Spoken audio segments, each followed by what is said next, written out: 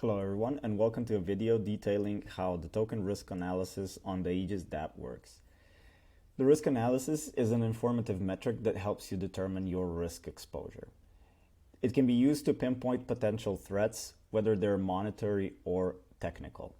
The metric is calculated based on the following criteria. First, whether the token is listed on CoinGecko. So CoinGecko requires a due diligence check to list tokens on their platform, and if a team passes this check, Aegis dApp considers this token relatively safe.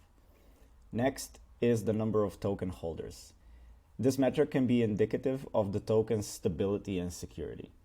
A large number of holders can be considered safer than a low number of holders. Some edge cases obviously exist, and in some cases a token with many holders can still pose a significant risk, like in the case of Luna. Next is the token risk profile via Go+ security. And with a risk profile, the ERC20 token contract is analyzed by the Aegis dApp. And if the token contract features a significant number of parameters that Go+ security considers suboptimal, Aegis dApp will give the token a higher risk score. Some examples of these parameters are buy or sell tax, trading cooldown, whitelist, and similar things. So some things to keep in mind when using this feature is that native tokens are exempt from this analysis.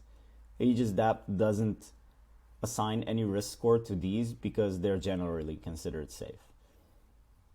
Please be aware that the risk score is not 100% reliable or indicative metric. A token with a low risk score can still pose a risk, like depegging or a protocol risk in the event of a hack. Conversely, a token with a high risk score can sometimes be perfectly safe to interact with and trade.